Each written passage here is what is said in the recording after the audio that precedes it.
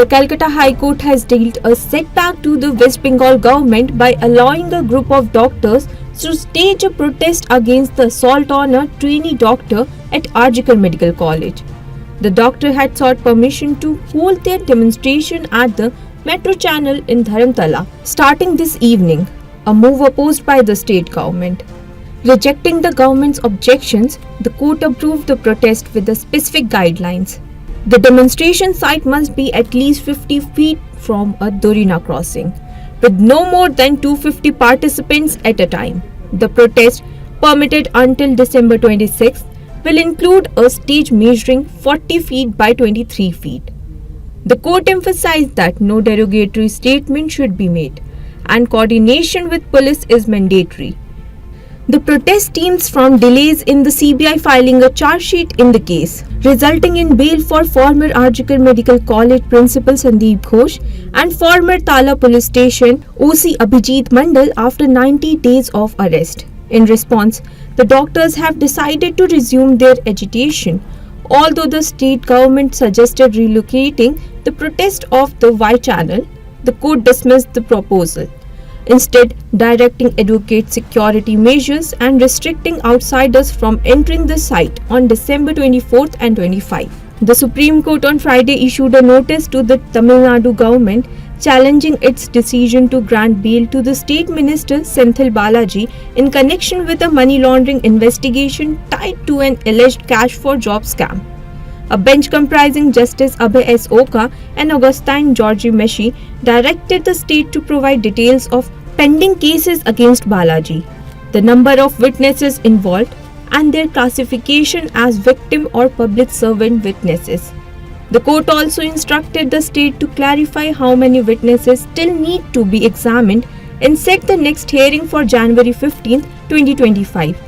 The Enforcement Directorate, in its plea, alleged that witnesses are facing undue pressure due to Balaji's reappointment as a minister. However, senior advocate Kapil Sibal, representing Balaji, argued that Balaji currently holds no minister portfolio. Justice Oka emphasized the significance of understanding of the potential influence of Balaji's position, particularly if a large number of victims are involved.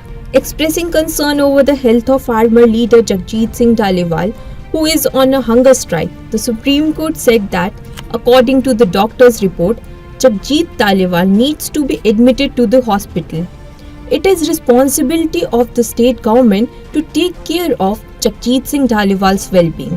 If necessary, he should be shifted to the hospital. The bench headed by Justice Surya Kant reiterated the order and directed the Punjab government to shift farmer leader Jagjit Singh Dhaliwal to a temporary hospital. The Punjab government's lawyer told the court that Jagjit Dhaliwal has been tested. His blood report is normal and ECG is also normal. The court said that Punjab government should file an affidavit and ensure that all necessary medical services are provided to Dhaliwal. The Supreme Court asked the Chief Secretary of Punjab and the chairperson of the medical board to file a new status report regarding the health of Jagjit Dhaliwal. The court will hear the matter further on January 2nd, but the court has made it clear that during this time, if there is a need to come to court, then any party can approach the court. Apart from this, farmer leader Jagjit Singh Dhaliwal has written a letter to the Supreme Court demanding the central government to enact an MSP guarantee law and also requested that the demands be considered. The Supreme Court has upheld the 2016 Allahabad High Court order to keep the D&D flyway toll-free, providing relief to commuters between Delhi and Noida. Following this decision, no toll will be changed on the flyway. The Noida Toll Bridge Company, which sought to reinstate toll collection, challenged the High Court's decision in the Supreme Court, but the petition was dismissed. The court also ruled that the Noida Authority exceeds its authority by granting toll collection rights to NTBCL.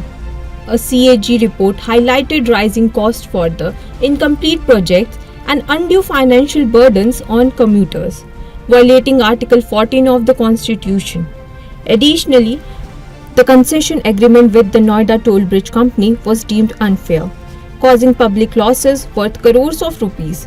As a result, The court found no justification for toll collection and declared the agreement invalid. The second round of hearing commenced in the Ajmer Civil Court regarding the Sankat Mochan Mahadev temple's claim within the Ajmer Dargah premises.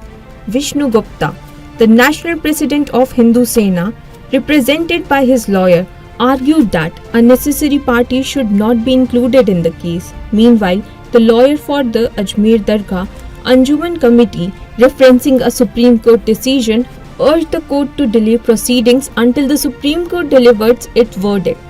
In his petition, Gupta referenced the 1911 book Ajmer Historical and Descriptive by retired Judge Haribilas Sharda and claimed that a temple existed within the Ajmer Dargah, which he argued falls outside the scope of the Worship Act.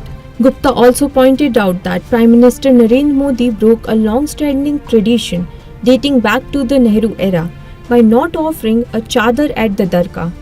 The Ajmer Civil Court had previously issued notices to the Ministry of Minority Affairs, the Dargah Committee, and the Archaeological Survey of India. During the hearing, the Anjuman Committee's lawyer reiterated the request to await the Supreme Court's decision.